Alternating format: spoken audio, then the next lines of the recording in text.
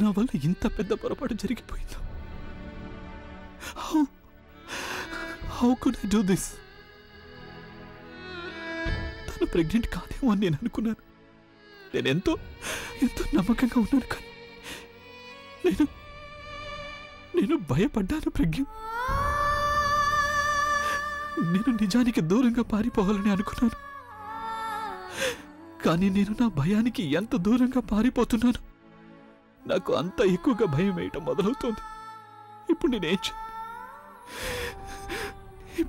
చేయాలి? నా వల్ల ఇంత పెద్ద పొరపాటు జరిగిపోయింది. ఇక ముందు ఏం జరుగుతుందో నాకు తెలియదు. ఇప్పుడు ఏమవుతుంది?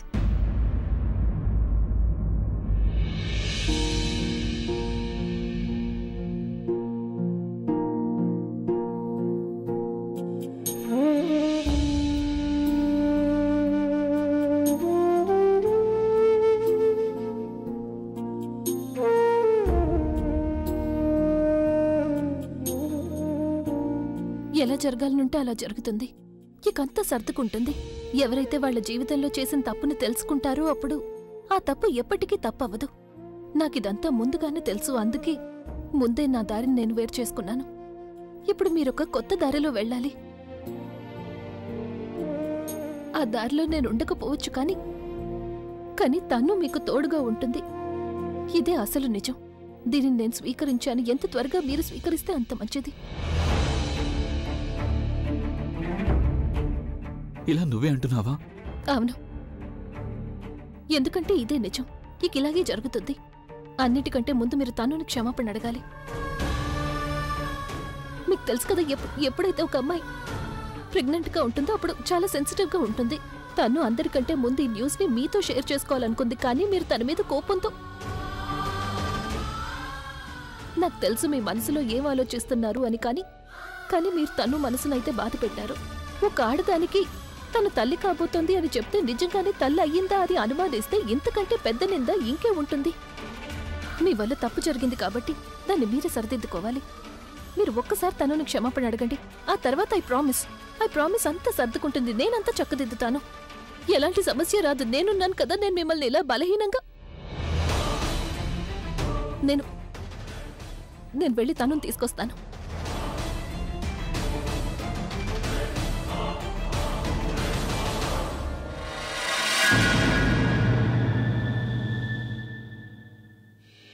నాకేమనిపిస్తుందంటే నీ బుల్బుల్కి ఏదో ఒకటి... ఆహా, నీ బుల్బుల్ కాదు, నా బుల్బుల్, సరేనా? ప్రతిరోజు రాత్రి పడుకునే ముందు ఒక కొత్త కోరిక. ఒకసారి అంటుంది నాకు కథలు చెప్పు, అప్పుడే నిద్రపోతానని. తర్వాతేమో జోలపాడమంటుంది. ఇక తనకి కథలు పాటలు వినిపించి నేనే ముందు నిద్రపోతున్నాను. నీకు తెలుసా ఎంత కష్టపడి తనకి భోజనం తినిపిస్తున్నానో? ఇటు తిప్పుతుంది, అటు తిప్పుతుంది, అంతే. ఆ విషయం వదిలే ముందు ఇది చెప్పు సరళ, నువ్వు డాక్టర్ని కలవడానికి వెళ్ళావు కదా, ఇంతకీ ఏమన్నారు? మన బుల్బుల్కి ఎప్పటికి నయమవుతుందన్నారు? అయ్యో అత్తయ్య, నేను మీకు చెప్పడం మర్చిపోయాను. అక్కడ హాస్పిటల్లో నాకు ప్రజ్ఞ అభి కనిపించారు. ప్రజ్ఞ అభి హాస్పిటల్లో కనిపించారా? బానే ఉందిగా? అవునత్తయ్య, అంతా బానే ఉంది, కానీ నాకే మతిపోయినట్టు అనిపించింది. అది నా తప్పేం లేదత్తయ్య. నాకు అక్కడ ప్రజ్ఞ గైనకాలజిస్ట్ క్యాబిన్ లో కనిపించింది. తనక్కడికి ప్రెగ్నెన్సీ టెస్ట్ చేయించుకోవడానికి వచ్చిందేమో అనుకున్నాను. ఇక ఆ సంతోషంలో నేను అక్కడికి వెళ్ళి తన్ని దగ్గర తీసుకున్నాను. అలాగే శుభాకాంక్షలు కూడా చెప్పేశాను. కానీ అలాంటిది ఏం లేదత్తయ్య. అభి నా గురించి ఏమనుకున్నాడో ఏంటో అత్తయ్య. అనుకోవడానికి ఏముంది? తనకు కూడా తెలియాలి కదా తన మనసులో తన మనవణ్ణి చూడాలనే తపన ఉందని. కేవలం వాళ్ళ నాన్న ఒక్కదానికే కాదు, మనవణ్ణి చూడాలనే తపన మనకు కూడా ఉంది కదా. అత్తయ్య, నిజంగా ఒకవేళ తను నిజంగానే ప్రెగ్నెంట్ అయ్యింటే ఎంత బాగుండేది కదా. చిన్నారి ప్రజ్ఞ, తన కోసం నేను ఎప్పటి నుంచో ఎదురు చూస్తున్నాను. నా ఒళ్ళో ఆడిస్తాను, తన మీద బోళ్ళంత ప్రేమను చూపిస్తాను. నిజంగా అత్తయ్య, నాకు మళ్ళీ ఆ పాత రోజులన్నీ గుర్తొస్తాయేమో. లేదు సరళ, నాకైతే చిన్న ప్రజ్ఞ కాదు, చిన్న అభి కావాలి. ఇప్పుడు ఈ పెద్ద అభి ఎంత అల్లరి చేస్తున్నాడో తెలుసు కదా, అదే చిన్న అభి అయితే ఇంకెంత అల్లరి చేస్తాడు.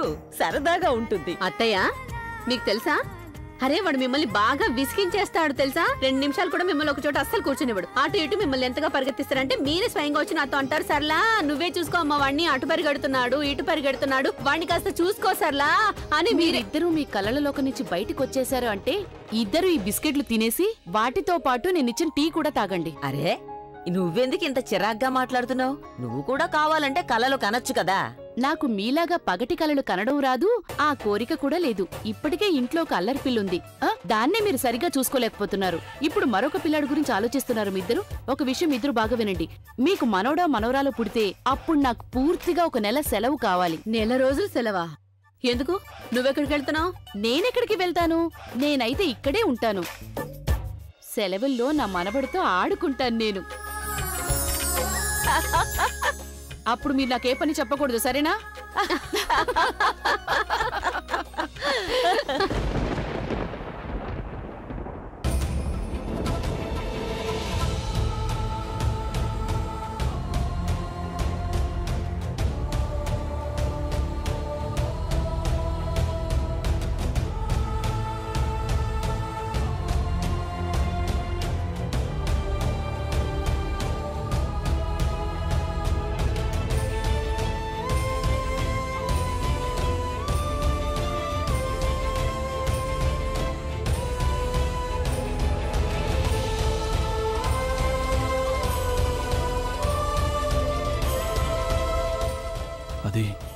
అది నేను ఐఎమ్ సారీ. నిజంగా నాకు తెలీదు నువ్వు ప్రెగ్నెంట్ వని. కానీ నేను నిన్ను అన్ని మాటలు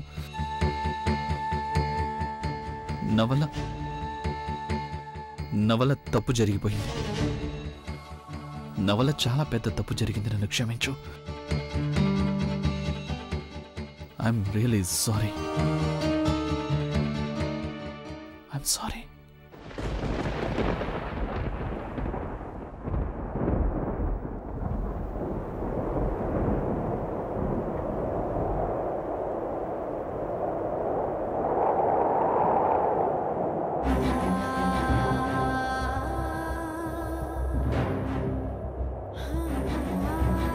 లేదబ్బి, నువ్వు సారీ చెప్పాల్సిన అవసరం ఏం లేదు.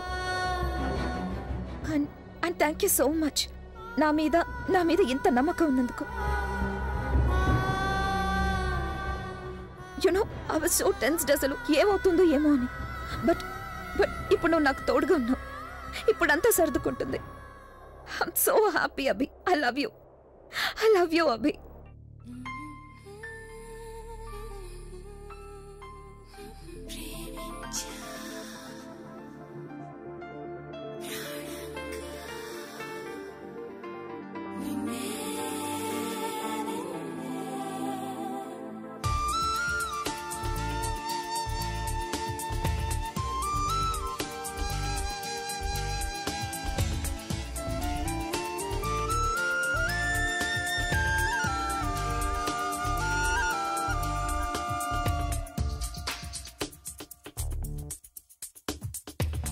ప్రేమించా నిన్నే ప్రాణం కన్నా ప్రాణంగా, పూజించా నిన్నే దైవం కన్నా ఇష్టంగా. ఓ మనసా వినవా పెదవి చాటు ఈ మాట. ఓ ఒకటే గొడవ కుదురు లేదు ఈ పూట. ప్రేమ ప్రేమ ప్రేమ ప్రేమ నువ్వే నువ్వే. ప్రేమ ప్రేమ ప్రేమ ప్రేమ నువ్వే నువ్వే. ప్రేమించా నిన్నే ప్రాణం కన్నా ప్రాణంగా, పూజించా నిన్నే దైవం కన్నా ఇష్టంగా.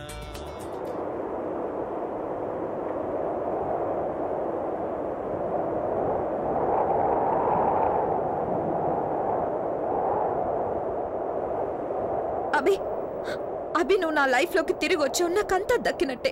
నాకు నా లైఫ్ మళ్ళీ తిరిగి దక్కింది Abhi. Thank you so much. I love you Abhi. ఇది మనం సెలబ్రేట్ చేసుకోవాల్సిన టైం. నేను నిన్న బ్యాగ్ తీసుకొస్తాను, ఓకే? నువ్వు ఇక్కడే వెయిట్ చేయి, నేను ఇప్పుడే వస్తాను.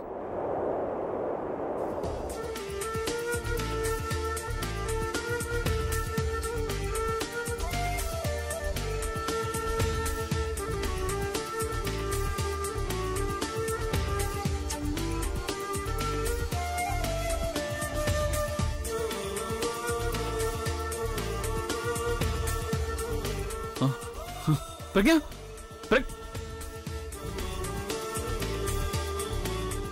ప్రజ్ఞ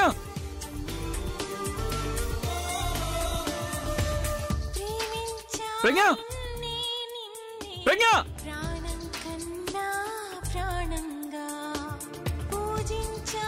ప్రజ్ఞ ప్రజ్ఞ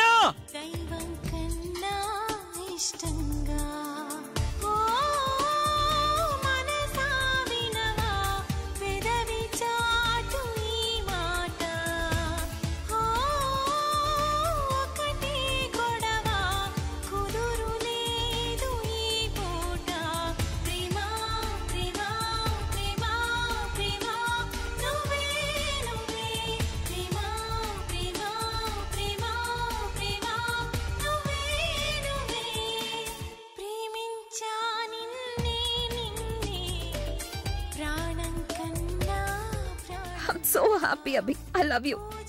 నాకు ఇప్పుడు అర్థమైంది, నువ్వు కేవలం నాదానివే అని. ఎంతో ప్రేమిస్తున్నాను నేను నిన్ను. ఇంకా ఎందుకు ఆగుతున్నాను నేను? ఆయనకి దూరంగా వెళ్లే సమయం వచ్చేసినప్పుడు, ఆయన కుటుంబానికి సంతోషాలు ఇచ్చే సమయం వచ్చేసినప్పుడు నేను తను ఆయన కలిసి ఉండటం చూడలేకపోతున్నాను. మరి నేను తనుని ఇంటికి ఎలా తీసుకురాగలను? తనకిచ్చిన మాటను ఎలా నిలబెట్టుకోగలను?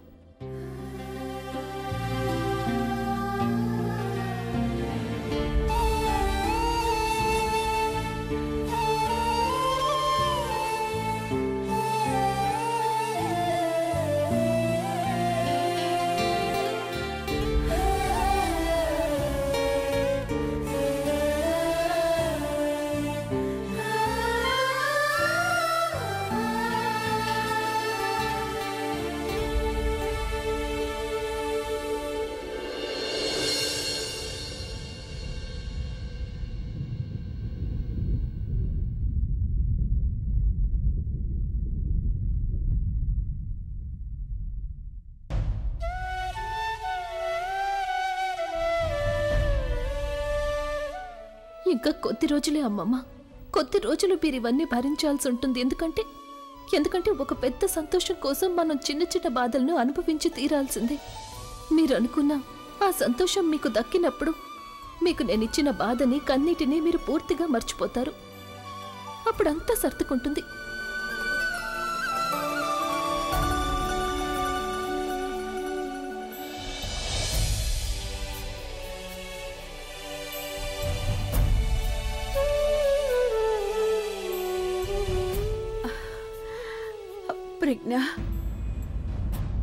ప్రజ్ఞ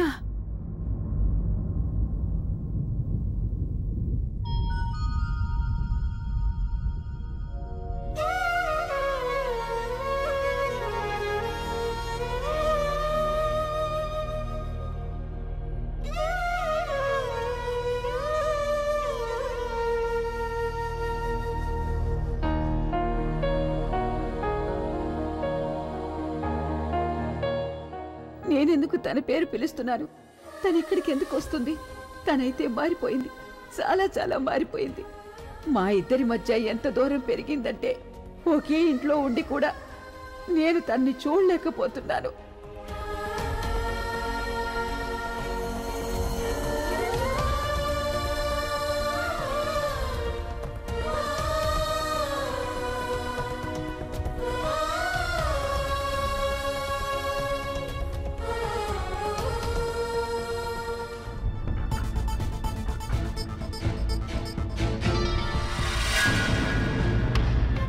ప్రవీణ్ ఉదయం నుంచి మీటింగ్స్ హోటల్లో చేస్తున్నాడు కదా, మరి ఈ టైంలో ఎక్కడికి వెళ్తున్నాడు?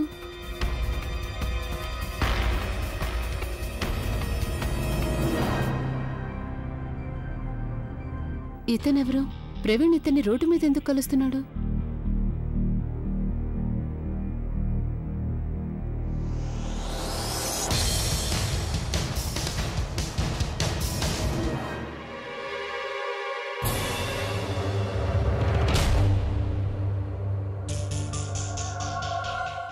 ఎక్స్క్యూజ్ మీ, మీరు ప్రవీణ్తో ఏం మాట్లాడారు? మీరెవరు? నేను తనకి ఫ్రెండ్ని. అదేంటంటే నేను తన కోసం ఒక సర్ప్రైజ్ ప్లాన్ చేశాను, కానీ తను రాత్రికి హోటల్లో ఉంటున్నాడా లేదా అనేది నాకు తెలియదంటే నేను తనకి సర్ప్రైజ్ ఎలా ఇవ్వగలను? చాలా దూరం నుంచి వచ్చాను, నా సర్ప్రైజ్ వేస్ట్ కావడం నాకు కొంచెం కూడా ఇష్టం లేదు. సో మీరు గనక నాకు హెల్ప్ చేయగలిగారంటే. Oh I see. Well, Praveen ఈరోజు హోటల్లో ఉండడం లేదు. తన స్నేహితుడు బిజినెస్ పార్ట్నర్ ఒక అతను తన ఇంట్లో పార్టీ ఇస్తున్నారు, అందుకే తను అక్కడికి వెళ్తున్నాడు. తను నన్ను ఇక్కడికి గిఫ్ట్ కొనివ్వడానికి పిలిచాడు. సో నేను తన కోసం గిఫ్ట్ తెచ్చేలోపు తను పార్టీ కోసం రెడీ అయిపోతాడు. Okay, thank you so much. Okay, bye. Bye. అంటే ఈ రోజు రాత్రి కూడా వేస్ట్ అవుతుందా? ఒకవేళ ప్రవీణ్ పార్టీకి వెళ్లేలోపే నేను ఏదో ఒకటి చేశానంటే? కాస్త ఓపిక పట్టాలియా, తొందరపడద్దు. ఓపిక పడితేనే కదా నీకు తీయటి ఫలితం లభిస్తుంది. ఈ ఒక్క రాత్రికి నేను వెయిట్ చేశానంటే అప్పుడు రేపు ఆలోచిస్తాను నేనేం చేయాలనేది.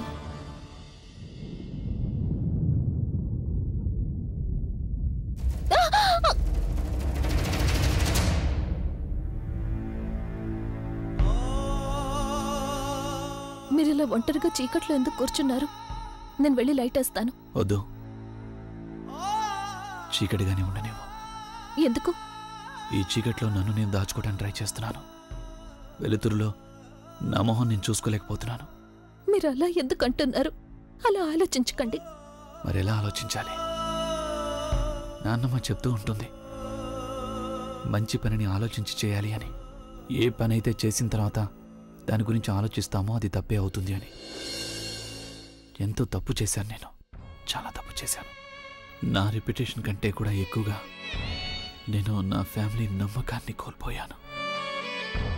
మన బంధం ఎలా ఉన్నా సరే మా నాన్నమ్మ ఈ బంధం వల్ల ఎంతో సంతోషంగా ఉంది.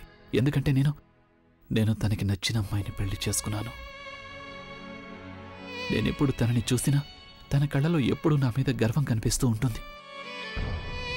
కానీ ఇప్పుడు నేను ఏం చేశానో తనకు తెలిసిందంటే అప్పుడు ఇక నేను తనకి నా మొహం ఎలా చూపించగలను? ఏ మనిషి అయితే ప్రపంచం మొత్తం మీద తన పేరు నిలబెట్టుకున్నాడో ఈరోజు తను తన మొత్తం ఫ్యామిలీ గౌరవాన్ని నాశనం చేసేశాడు. అంతా నాశనం చేశాను నేను, మొత్తం నాశనం. ఏమీ కాలేదు, మీరేమీ నాశనం చేయలేదు.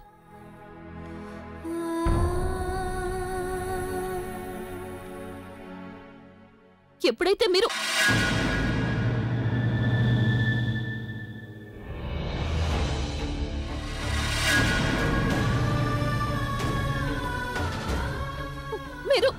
మీరు అసలు ఏం చేశారు? మీరు ఎందుకు మీరు ఎందుకు ఇలా చేశారు? చేసిన తప్పుకి నాకు శిక్ష పడి తీరాల్సిందే కదా.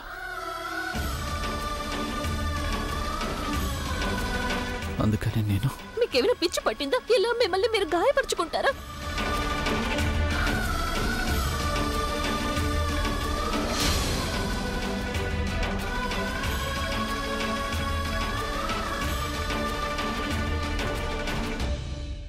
ఎందుకు ఇలా చేశారు? ఇలా చేయడం వల్ల మీకేమొచ్చింది? నీ కంసం దొరికింది.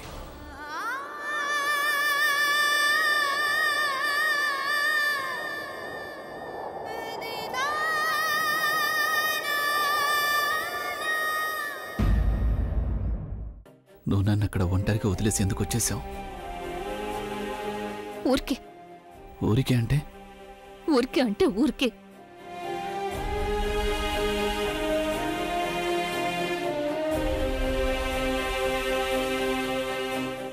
అక్కడికి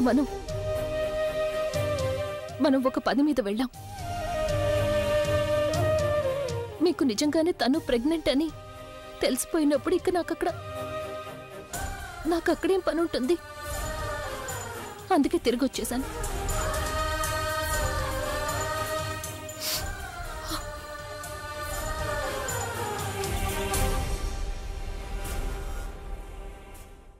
ఖచ్చితంగా అదే కారణమా? అవును. లేక మేమిద్దరం కలిసి ఉండడం చూడలేకనా? అలాంటిదేమీ లేదు. తన్ను నన్ను హక్ చేసుకుంటే నువ్వు చూడలేకపోయావు కదా. ఇప్పుడు దానివల్ల నాకు ఎలాంటి తేడా ఉండదు. ఎందుకు తేడా ఉండదు? ఎందుకంటే తనే మీ ఫ్యూచర్ కాబట్టి. మీ సంతోషం, మీ జీవితం. తను మీ బిడ్డకి తల్లి కాబోతోంది. ఇక నేను స్వయంగా తనకి మాటిచ్చాను, నేను తనని ఇంటికి తీసుకొస్తాను అని. తనకి ఏ సంతోషాన్ని ఇస్తానని మాటిచ్చానో ఆ సంతోషం ఇప్పుడు తనకి దక్కుతున్నప్పుడు నాకెందుకు బాధగా ఉంటుంది?